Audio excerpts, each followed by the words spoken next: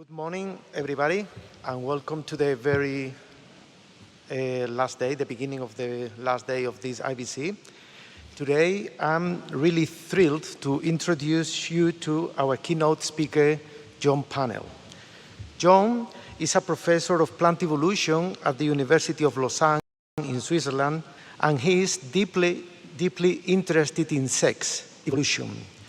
He has made an outstanding scientific contribution to the evolution of plant sexual systems, particularly the transitions between combined and separate sexes, both at a metapopulation level and across geographic ranges. He's also interested in the genomic processes involved in these transitions, with a specific emphasis on the evolution of sex chromosomes. A bit of John's background. John was born in South Africa, and if I will remember, at the age of 10, 11, he moved to Australia with his family. Remember that in that time was the old apartheid times in South Africa. And he graduated in science at the University of Sydney, where he got the university medal. He then went to Tasmania to work for a brief period as a scientific officer. Then in 1992, he moved to the UK and embarked on his PhD at the University of Oxford. And in 1996, he went to Canada for a postdoc at the University of Toronto.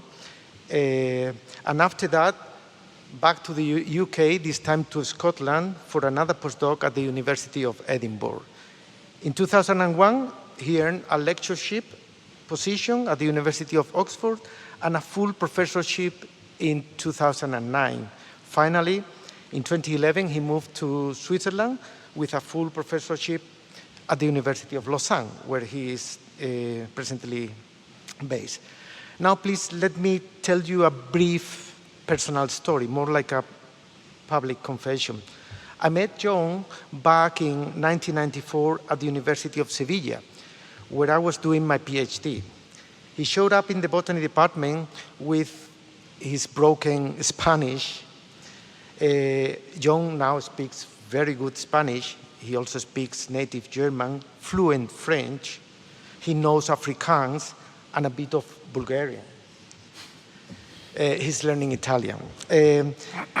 Well, when he told me that he was doing research on Mercurialis annua for his PhD, I said, what? With the splendid flora we have in the Iberian Peninsula, you've come all the way to South Spain for such a dull-looking common plant that grows on every barren plot or abandoned garden. Well, after this presentation, you'll realize how full I was. Anyhow, thank you, John, for accepting the invitation to this keynote lecture, and the stage is yours.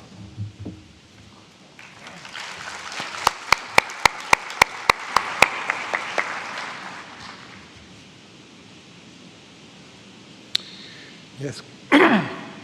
Good morning, everyone. And firstly, a big thank you to all of you for getting up on this last day of the conference. Also, a very big thank you to the organizers of the conference, both for organizing what's been an absolutely wonderful week, and also for inviting me to present my work to you today and some reflections on a few questions that have been interesting me for many years. Thanks also, Fernando, for your very kind introduction and your reflections on when we first met. I must say it's a huge pleasure, particularly for me, to be speaking here today in Spain, because as you'll see, quite a bit of the work that we've done and some of the work I'll be presenting today was started here in Spain, and we still continue to do work here in the Iberian Peninsula on this scruffy plant that Fernando has referred to, Mercurialis annua, which will be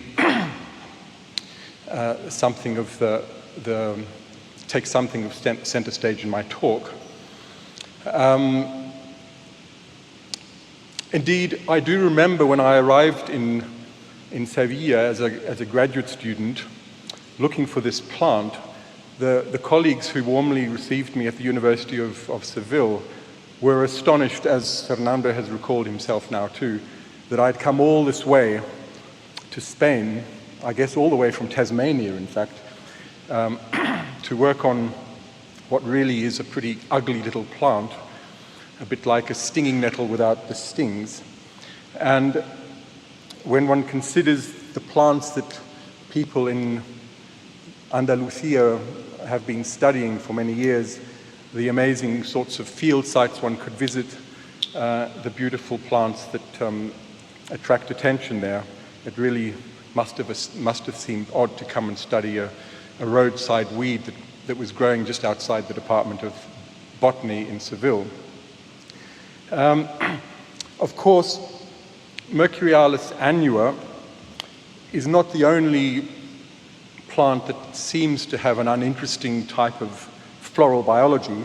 This slide here shows a number of species that are all dioecious, and it's something that I might come back to later, this question as to why we see such an interesting contrast between species that are hermaphroditic and that show often quite ornate floral forms and obviously related to, or very often related to, interactions with pollinators, and dioecious species that have a very dull sort of floral biology. But what I'd like to convince you today is that actually the sorts of questions that dioecious species throw up at us are extremely interesting, and they also throw light on some of the questions that people working on hermaphrodites might also like to consider, such as, and I suppose this is going to be the main theme of my talk today, the question as to how much of the reproductive resources plants should allocate to their male versus female functions. This whole question of sex allocation, which is going to be a key focus of what I want to explore with you today. Now, in fact, this whole story, my story as a scientist working on plant sexuality, in fact started at the University of Sydney when I was doing my honours project with Peter Myerscough back in the early 1990s. And at that time, people in Sydney, and particularly in the Myerscough lab, were very interested in plant population ecology. And in fact, Harper's book that had been published in 1977 was something of a Bible in the lab. And one thing that I wanted to do as a student for my honours project, which is a bit like a master's project, was to study seed bank dynamics and the early establishment of seedlings. And of course, one of the challenges facing population biologists wanting to look at seeds is that they're often buried in the soil and not so easily accessible.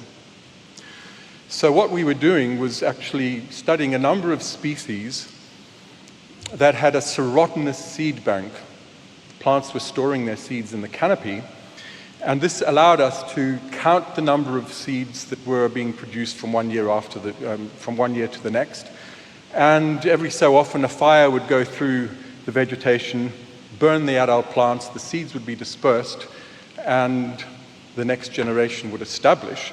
And so I was studying two species of Alocasuarina, both of which were serotinous, and both of which, just coincidentally, were dioecious.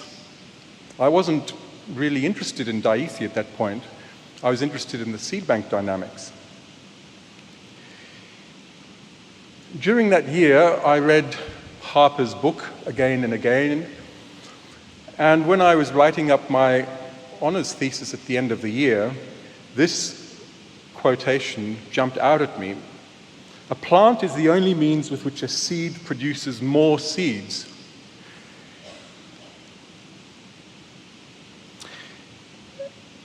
I'm pausing simply because it's a very weighty statement. It's also interesting that it was published in 1977, a year after Richard Dawkins published his famous The Selfish Gene, and so I suppose Harper might have been influenced by that book and was now referring to the selfish seed. And I thought, while I was writing up my studies at that point, I've been studying a plant that's dioecious. only half the population is producing seeds. So that question really hit home to me. What about the males? Harper had forgotten half the population. And perhaps that's something that many population ecologists ought to keep in mind, that from an evolutionary point of view, although seed production is absolutely fundamental for the demography of populations, in terms of the adaptations of flowers and many of the other sorts of adaptations that plants have, selection is operating not just on the male function, not just on the female function, the production of seeds, but also on the male function. And this idea has been a trace through much of my thinking over the years. And of course, I wasn't the person to think of the importance of the male function. This idea has been around for a very long time, for a long time. But I think with the advent of molecular markers, it was then became possible to actually estimate fitness through male function, as well as just counting seeds, which would be an estimate of female fitness. So at that point, I thought, well, I'd love to work on this question. What are the implications of males in populations? I was pretty naive at the time. I hadn't really thought too much about the evolution of sex, and in some ways, this question touches on the evolution of sex versus asexuality. I won't be really addressing those fundamental questions today, but it also touches on important questions about sex allocation. And I resolved, rather than working on a perennial plant, and in fact almost all dioecious species are perennials, I looked for a species that was annual and dioecious. And one species that popped out was Mercurialis annua, a species that's very widespread here in Europe. And this little drawing comes from Linnaeus. And this species has been the focus of a lot of our work over the years, and I should acknowledge many, the work of many students, postdocs, collaborators over the years. I'll mention some of them as we go through the work, but it's been a research project that's involved a lot of people. The species is a diploid, wind-pollinated annual plant with a European distribution. It has an XY sex determination system with homomorphic sex chromosomes. So we don't see cytological differences in the size of the chromosomes. There's a Y-linked non-recombining region of about 15 megabases that has about 500 genes in it. All of those genes except one appear to be functional. One has a premature stop codon. There is some evidence of mild degeneration of the Y chromosome. But what really attracted me to the species at the time was the fact not only that it was dioecious, but that in the southern Iberian Peninsula and North Africa, we find populations that have males, which is what I was really interested in, the importance of males, and monoecious plants. So the species is generally dioecious, but in the Iberian Peninsula, in the polyploid populations, we find males and hermaphrodites. And this presented a wonderful opportunity to compare the strategy of unisexuality, particularly maleness and hermaphroditism. And this was this figure that I've taken here came from a monograph by Bernard Durand, who published this in 1963 as part of his PhD. And this jumped out at me because the frequency of males is very variable in this part of the species range. And so that's why I went to Seville in southern Spain and did some field work in Morocco. And to cut a long story short, after a lot of field work and quite a bit of thinking, I came up with a metapopulation model for the maintenance of males and hermaphrodites or monoecious plants together in a population. And the model imagines a population that has both of these male and hermaphroditic phenotypes, and then we imagine a landscape that is able to be occupied by colonization. And this is a colonizing weedy species, it's an annual species. And so we have a type of colonization selective sieve that favors hermaphrodites over males because they can self-fertilize and establish populations on their own. It also selects for a female-biased sex allocation in the hermaphrodites because of what we call local mate competition during self-fertilization, the population, once established, then grows in size and density, and now the hermaphrodites are competing with one another, not only to self-fertilize or to fertilize their own progeny, but also to fertilize one another, each other's progeny. And this is the perfect situation for the invasion of males, because we have female-biased hermaphrodites, all these ovules, and the hermaphrodites, which they're monoecious individuals, but I'm going to call them hermaphrodites in much of my talk. They're not producing much pollen relative to what the males do. So males can invade these populations very easily. And we've done these experiments and shown that very quickly males then increase in frequency. And we end up then with exactly the sort of picture that we started out with from in the field, with a mosaic of populations, some of which have males, some of which don't have males. And work that Darren Obbard did with me as part of his PhD was the first work to actually estimate differences in genetic diversity between these populations. And a lot of what we've done over the years has tested this metapopulation model, and much of the data is consistent with this idea. So we have this idea of males and the Y chromosome initially being selected against during colonization, but then being selected for during the migration phase into established populations.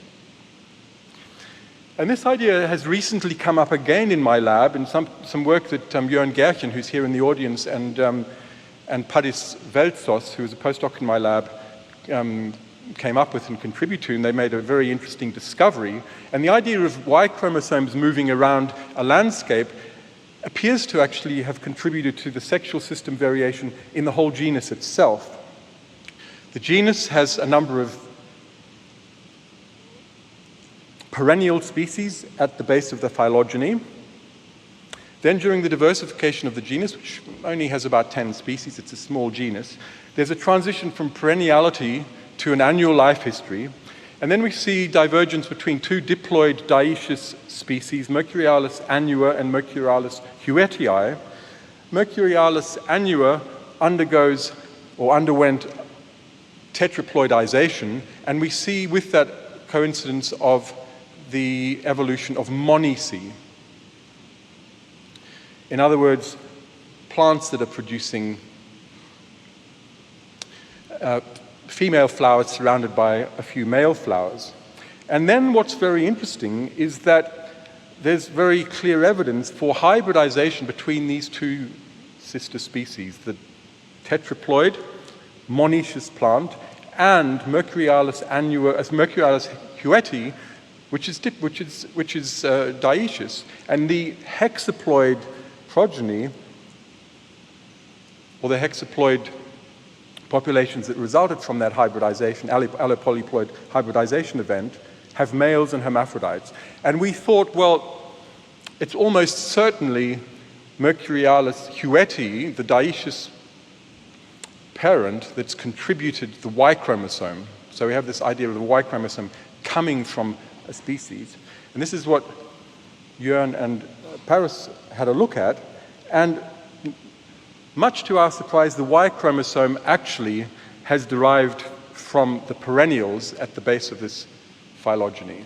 And so we have the same sort of idea now, the Y chromosome being lost during the evolution of monoeci, but then being regained, now not by migration, I guess it is migration in a sense, but hybridization and introgression of the Y into the background of Mercurialis annua hexaploids, which are androdioecious, males and hermaphrodites. So if we just step back a little bit now and think about the evolution of sexual systems more generally, one thing that I'd like to really focus in on for the rest of my talk now is this question of the evolution of combined versus separate sexes, the transition from hermaphroditism to dioeci and sometimes back again. And there are three issues that I'd like to touch on. The first concerns costs, benefits, and life history trade-offs. The second concerns sexual specialization and sexual dimorphism, and how they might be, those two issues might be important in the evolution of separate sexes.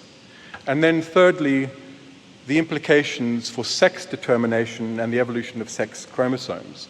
And you'll see here that there are three different taxa that I've included on this slide. Mercurialis annua on the left.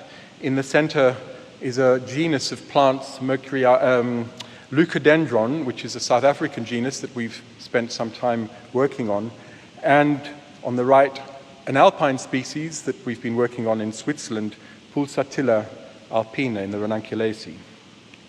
And so I'm going to feature or look at these questions referring to work from all three of these systems as we go through. And so we'll start out with this question of the costs, benefits, and life history trade-offs.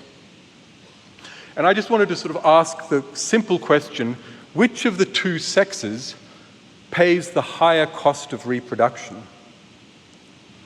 If you ask people who've thought about this or perhaps haven't thought about this, very often the answer is, well, it's the female function, because females produce the seeds, they produce fruits, and if we look at this species that I was working on in Sydney, Alocasuarina distyla, we see the huge investment that these plants have made, not only in the production of seeds and the infructescences, these fruiting bodies, but they are serotinous. They maintain their seeds for long periods of time between fires.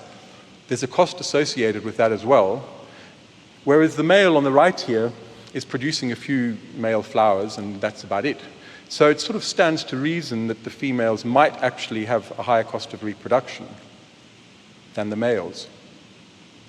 And I just want to challenge that notion that it's necessarily a general phenomenon, and also ask that if that is the case, why should it be so? And so we'll look at this in a couple of ways, but let's just first think about the importance of sex ratios, because there's some confusion in the literature about the importance of sex ratios and what they might tell us about costs of reproduction relative to life history differences between, for example, males and females. And these questions come into sharp focus when we then move towards looking at hermaphrodites. In dioecious species, the sex allocation is actually very straightforward. It's just simply the production of sons and daughters. And we know from Fisher and others that the sex ratio is predicted to be 1-to-1, the primary sex ratio. The number of sons, seeds that are going to be sons, seeds that are going to be daughters. Hamilton and others have shown us that there may well be deviations from a 1-to-1 sex ratio, and there are a number of reasons why we might get them. Segregation, distortion, differences in the costs of sons and daughters. Well, in seed plants, it's probably very rarely the case that a seed that will become a male and one that will become a female actually have a different cost. So we can probably discount that for almost all dioecious plants. Strong inbreeding, poor pollen dispersal. Well, that's also probably not going to be a big issue for dioecious plants because they're outcrossing. And very poor seed dispersal is something that is also, we might expect, could lead to deviations in the primary sex ratio. And again, most dioecious plant populations are quite well mixed. And so we would expect that the primary sex ratio would be 1-to-1. And that's not really going to help us to understand the costs of reproduction, because that's really a life history question. Secondary sex ratios, however, can tell us something, because the secondary sex ratio is the ratio of adults, males and female adults in a population.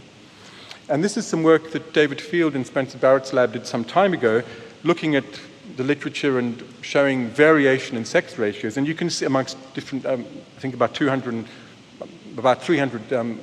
angiosperm species. And you can see there's lots of variation, but most species are pretty close to 1-to-1. There are these male-biased populations, which I'd like to say something about. And in that same paper, they showed that the male-biased populations, species, tended to be those that were trees or vines, long-lived plants, and indeed also those that were producing fleshy fruits. And perhaps these are the situations where investment year after year in the production of fruits, and potentially even fleshy fruits, which might be particularly costly, could exact a cost on a mortality cost or viability cost, so that gradually the number of females die and the number of males increases relative to the females. Kai Chen in my lab, who's been working on Pulsatilla alpina for the last few years as part of his PhD and now postdoc, has been asking questions about the costs of reproduction in a hermaphrodite species that produces both male and female, male and hermaphrodite flowers. It's an andromonoecious plant. And Kai's found that small individuals, it's a perennial insect-pollinated plant, small individuals produce only male flowers, whereas large individuals are more likely to produce hermaphrodite flowers. And individuals that invest heavily in their female function are less likely to be female the following year, suggesting that there might be a trade-off, a steeper trade-off for female function and other life history traits. There was a very interesting study published a few years ago by Blake, Mahmood, and Struer on costs of reproduction in Acer pensylvaticum, I think, in which they found that from one year to the next, individuals were changing their sex expression. And I just wanted to highlight the point that plants were able to shift their sex allocation from one year to the next, but those that were flowering as females tended to be in poor health, and they were much more likely to die. So that too is suggesting that the female function is exacting a heavy price, and there's a trade-off between female function and viability in these populations. But now's the point that I really want to emphasize. Females really are not compelled to invest so heavily in reproduction. Yes, they do produce seeds and fruits, and they're much more expensive than a male flower or pollen grain, but they don't have to produce so many of them. There's no reason why females fundamentally have to produce so many seeds and so many fruits. And so I think what we really need to be thinking about is what are the benefits? Why are females doing it? It's not simply because because they happen to be female, they have to have a heavy cost of reproduction. And so I think we need to consider this as a strategy that's been selected.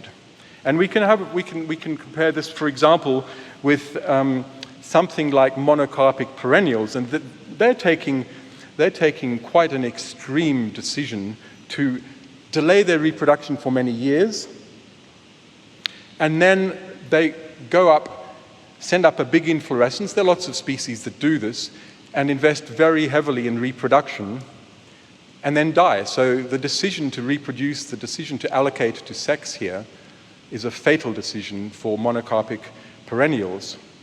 This is a species, beautiful plant that grows in Tenerife, where we used to run field courses. And the person in the middle there showing the species to our master students is Ruben Torices, who's possibly here in the audience.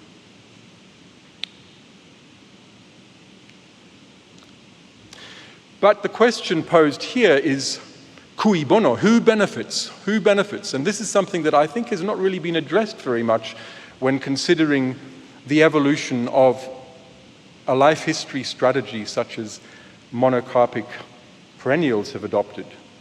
What I mean by this question is selection operating on the female function to delay reproduction and then really go for it at the end?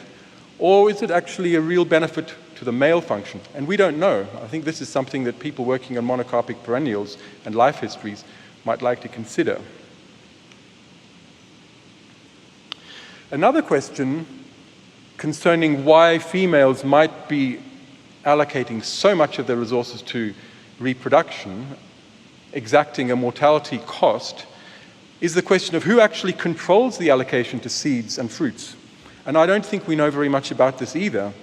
So, for example, in this Acer species that we've just had a look at, is it possible that the mother is controlling its allocation to the seeds? Or could it actually be that the progeny have some influence over that? And in which case, perhaps the sex allocation strategy of the females is not in their own best interest, but it's simply been influenced by manipulations by the progeny. And I remember when I was an undergraduate at the University of Sydney doing experiments with strawberries in our first year practicals, where we removed the achenes from immature strawberries to see the extent to which the release of auxin by the achenes enticed the plant to invest more heavily in producing a larger fruit. So seeds certainly can influence how much allocation is made to the plant's reproduction. And the other image that I put here is an acacia species in which gall wasps lay their eggs in the shoots, in the stems, and the gall wasps cause the plant to invest very heavily in the production of these large galls, certainly not in the interests of the plant. And I think these two examples, they're anecdotal of course, but I think they suggest that we might consider the fact that perhaps some of the allocation decisions that are being taken in plant populations might not be the sporophyte mother, but there may be some influence of the progeny. And of course, David Haig, who has really shown us the importance of intragenomic and intragenerational conflict and how that influences may have led to the evolution of the triploid endosperm, for example, in seeds, has also possibly played a very important role in allocation decisions and plants' response to conflict between the different generations, progeny and parents.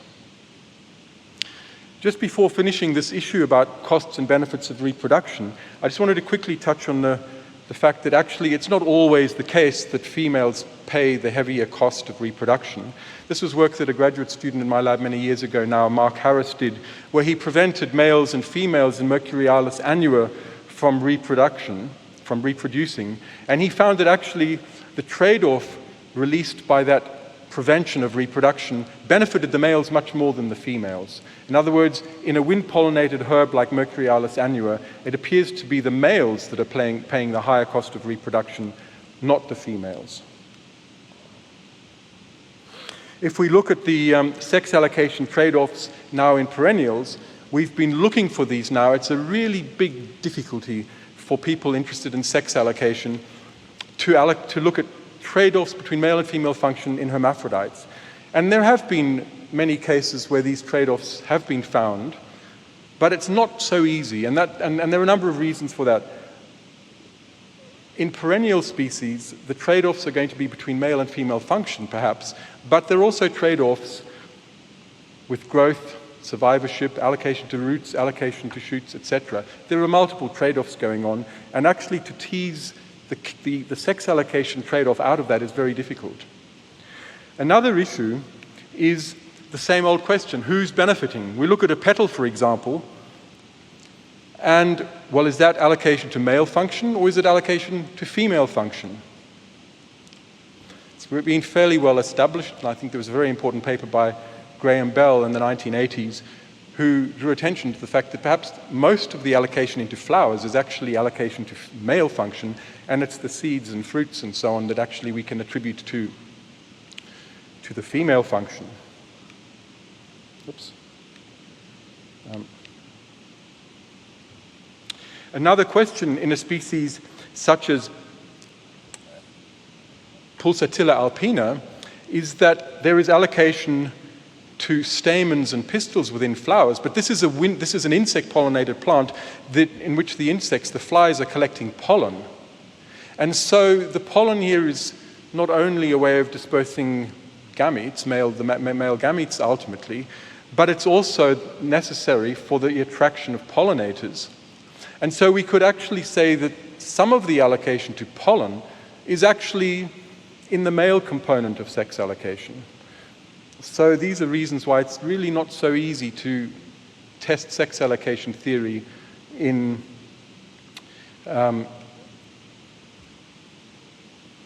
perennial hermaphrodites. And to some extent, these questions can be addressed thinking about Bateman's principle, the idea that from the female's point of view, a single visit by a pollinator suffices for outcrossing, whereas for male function, subsequent visits to the flower can increase the plant's fitness by dispersing pollen and siring progeny in the population.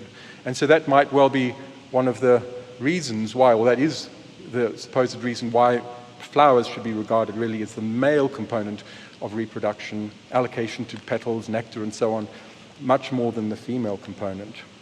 And so this was the slide I was looking for, just pointing out that in these plants there's allocation to stamens, which to some extent is a component of female allocation, because the plants need to attract pollinators also to receive pollen for their seed production. A key axiom in sex allocation theory is the trade-off, the one-to-one trade-off, but in reality this is what we see in many perennial species. We don't see evidence for this trade-off. And what Kaya has been doing is thinking about how to address this issue. How can we look to understand a strategy like andromonese in this species when you don't have the trade-off and we can't really apply standard sex allocation theory? And so Kai suggested what is really quite a simple idea, but it's, I think, very useful, and that is to simply plot male allocation, female allocation on two orthogonal axes, and fitness in a third axis. Here, these are the fitness landscape of Pulsatilla alpina that he determined based on estimates of male and female reproductive success.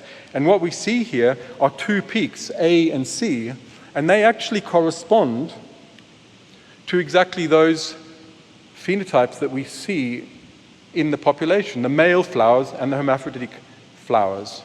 And the stamens, as I say, are needed to attract and reward pollinators in the female flowers, which means that we don't see the female flowers, we see hermaphroditic flowers, so we don't see monese in this species. Now, just quickly moving on now to the question of sexual specialization and sexual dimorphism, and we're going to look at this in Leucodendron, the genus Leucodendron. But before getting into that, I just wanted to quote from David Lloyd and Webb's paper in 1977. The sexes of sexually dimorphic plants are never so different that their sex could be reliably identified solely by their secondary sex characters in the absence of the primary sex structures. In other words, yes, there is sexual dimorphism in dioecious plants, but it's never very extreme. We'll have a look at this species here. This is an image taken by Spencer Barrett some time ago, Leucodendron rubrum, where the females on the left, in the image on the right, have large leaves and these very large infructescent structures, and the males have very small leaves, lots and lots of flowers and small leaves. And so this is a species where you can tell the difference between males and females without seeing their flowers at all, actually. And the genus interested us because it has very wide variation in patterns of sexual dimorphism. Some species are very dimorphic, like Leucodendron rubrum, and others don't have any dimorphism in leaves and branching patterns at all. And so it was the ideal system to actually go and have a look and see what are the implications of sexual dimorphism. Why might some species be dimorphic and others not? And so we've used phylogeny that was generated by Jean Tonabel and others. And you can see here on this phylogeny that strong sexual dimorphism has evolved numerous times independently. And there have been a couple of hypotheses to explain these transitions. One was it can be attributed to Bond and Mays, who published a paper at the end of the 90s, showing that plants that were producing lots and lots of flowers, males producing lots and lots of flowers, had presumably greater siring success, although that wasn't actually tested. But they were paying a very high price in terms of increased mortality. So the number of terminal branches, which is also the number of flowers, led to increased mortality, reduced probability of survival, particularly in dense populations. And my graduate student, Mark Harris, looked at this from the female's point of view and the physiology of water relations, and found that the degree of serotiny, how long plants maintain their seeds in the canopy, also has an influence on sexual dimorphism. So sexual dimorphism here seems to be a result of selection through both male and female function. And I don't have time to go into the reasons for the physiological effects of water relations here, but it seems that both male and female function might be important. A few years ago now, we asked the question, and we've got all of this strong sexual dimorphism in morphology, to what extent could that actually reflect differential patterns of gene expression in the plant? So do we see more sex-biased gene expression in those species that are very dimorphic, like Leucodendron rubrum, and less sex-biased gene expression in species that are less dimorphic morphologically? And we might expect to see this because it's been found in animals. This is a number of bird species published from Judith Mank's lab, finding that indeed this is what we see in this particular taxon. So Matthias sampled 5 pairs of species, one strongly dimorphic, one weakly dimorphic or not sexually dimorphic, and then compared patterns of gene expression within this phylogenetic context, and we find only 163, so there are lots and lots of sex-biased genes, as you can see in this graph. Only 163 of them were sex-biased in more than one species, so most of them have become sex-biased in the tips of the phylogeny, and some of them are male-biased in some species and female-biased in others. So there's a lot of dynamism in how genes are changing in their sex expression through the evolution and diversification of this genus. Interestingly, we find no pattern, no association whatsoever between the strength of sexual dimorphism in terms of morphology and gene expression. In fact, almost the opposite. But one thing that was very interesting was that we find that the rate of expression evolution, the rate at which genes were changing their expression levels, was greater for those that actually were sex-biased than those that were not sex-biased.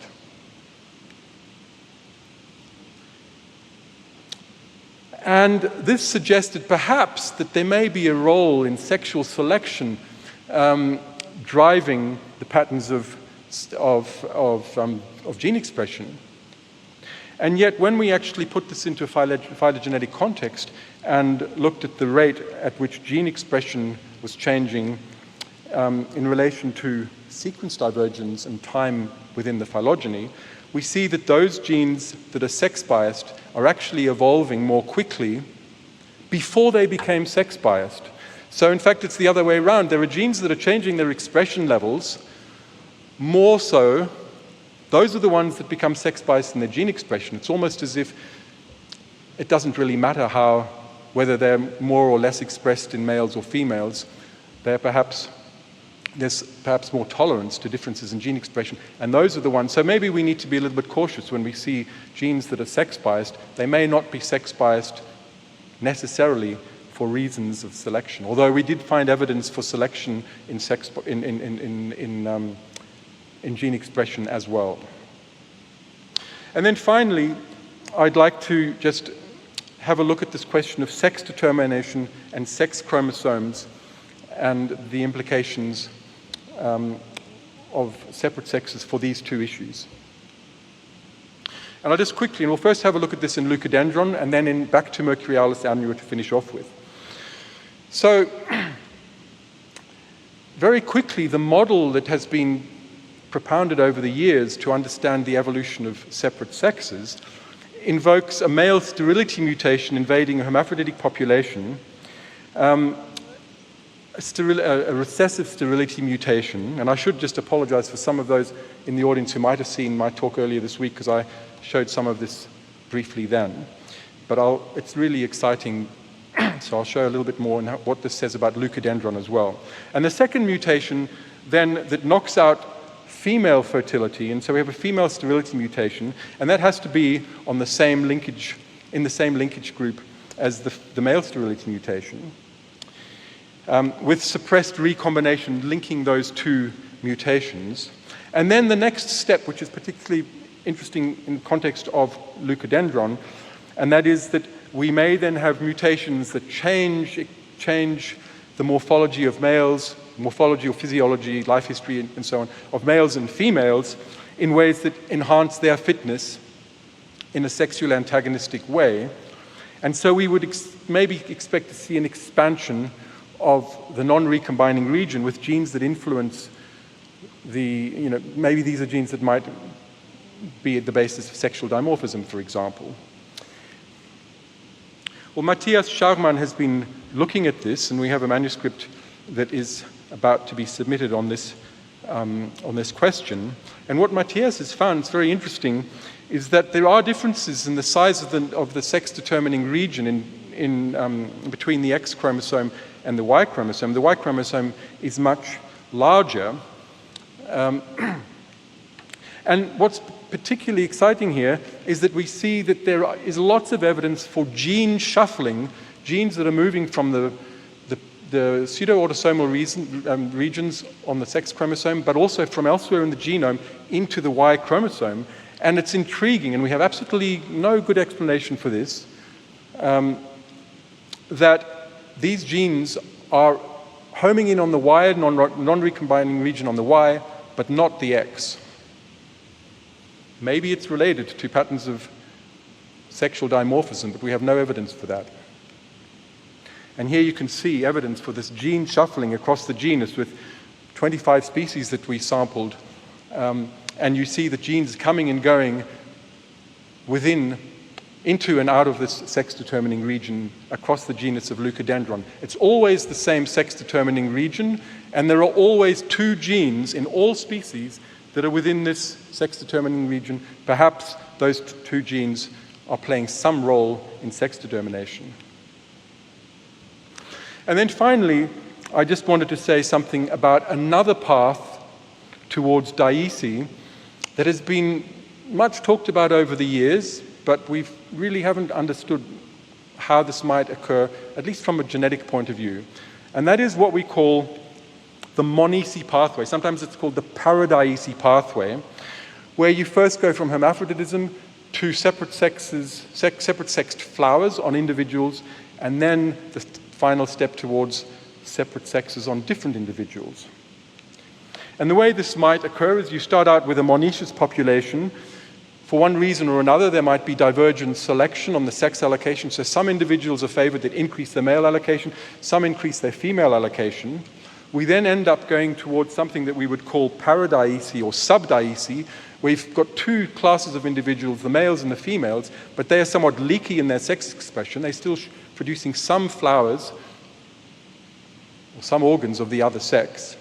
And then ultimately, perhaps what could go all the way through to full diesi. And of course, once you've got to full diesi, unless there is some developmental change, it's very difficult to go back again because there's no genetic morphological variation on which selection could act.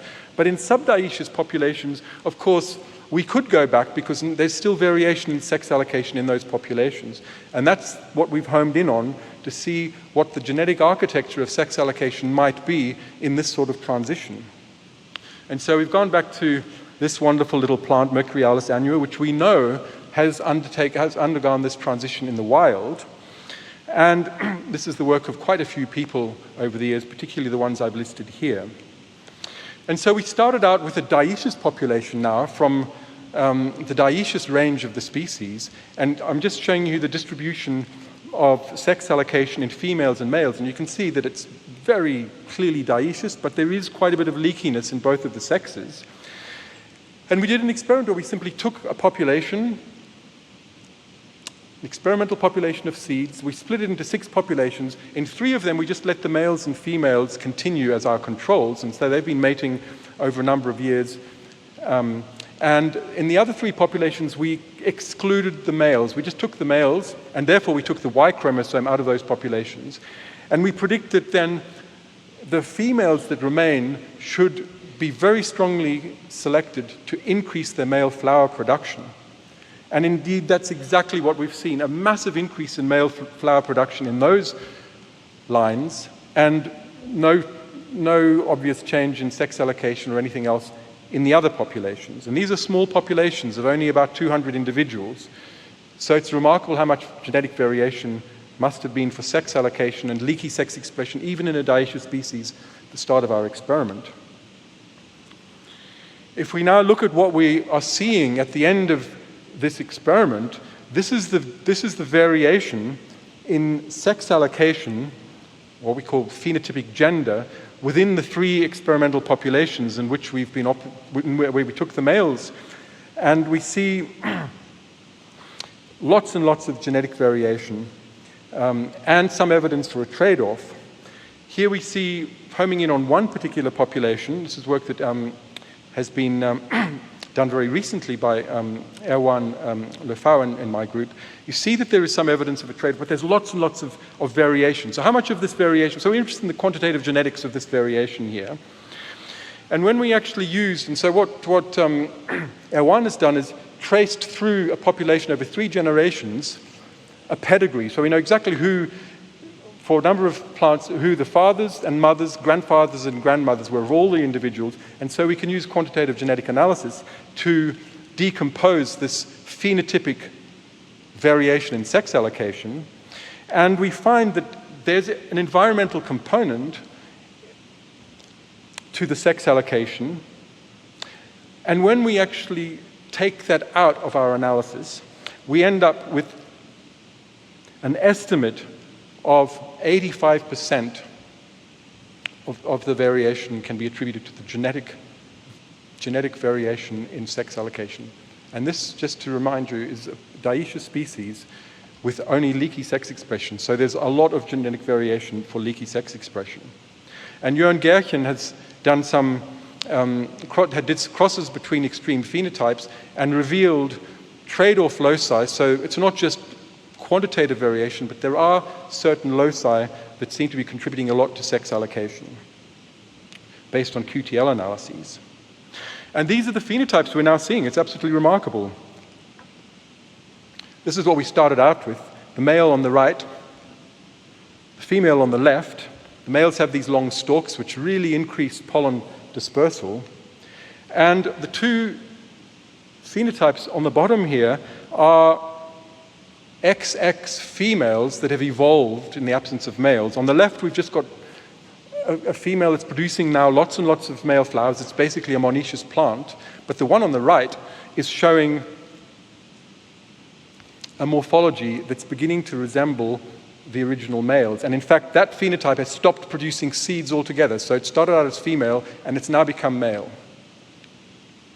And we see over time evidence of this sex allocation trade-off. So in population 1, for example, here it's very clear that as we go from generation 1 down to generation 8, the population is walking down that sex allocation trade-off that we were looking for in Pulsatilla alpina and could not find. And interestingly, we are now seeing, and this is really unexpected, and it's why we're going to continue this experiment for several generations to come, not only the first increase in monoecious plants, so the reduction in so-called pure males, these pure females reduce in their frequency. Why? Because they're now producing pollen. But now we're seeing a slight increase in these pure females. Why? Perhaps because there are these new males that have invaded the population, and we're seeing a type of branching process going back towards separate sexes, with a new sex-determining locus somewhere. This is a bit speculative because this is just one of the 3 populations where the evidence is particularly suggestive.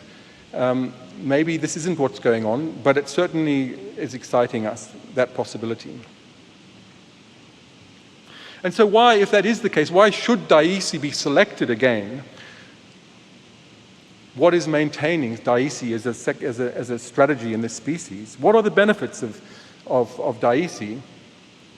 And I suppose the first is really the benefits of sexual specialization. And we can see it here, that the males produce their flowers on the end of these stalks, and we've done experiments to show that pollen dispersed from the end of these long peduncles has a 60% greater chance of outcrossing than pollen dispersed from the leaf axils. So it's really beneficial to produce these long stalks. and be associated with high male allocation. Another thing that we found is that plants that are monoecious, because they're now producing both male and female function, they actually self-fertilize more. And so it's not only sexual specialization, but also maybe a cost of inbreeding that is favoring the evolution of separate sexes. And indeed, when you actually, whoops.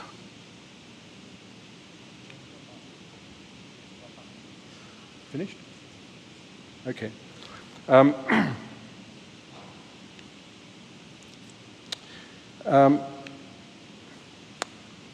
Let me just finish up here. I've been told that I just wanted to finish with this slide has been slightly distorted in the PowerPoint. But what we find is that because of increased self-fertilization with pollen allocation to pollen production, what we then find is with inbreeding depression, selection either for full females that are not producing pollen, or full males that are producing pollen.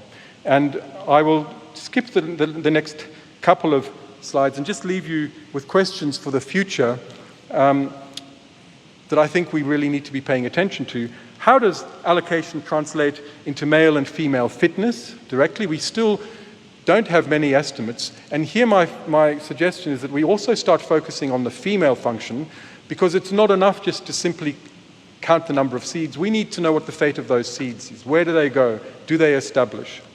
Secondly, why do females tend to invest so heavily in reproduction? I raised that question, but we don't really know. How do paths to dioecy relate to the genetic architecture of separate sexes? We've seen two examples, but there are other paths to dioecy and lots of interesting questions there. And finally, what role does sexual dimorphism play in the evolution and stabilization of dioecy and sex chromosomes? And so I'll leave you with a list of the people who've done this work and helped fund it. And again, thank you so much for coming to the talk early on a Saturday morning.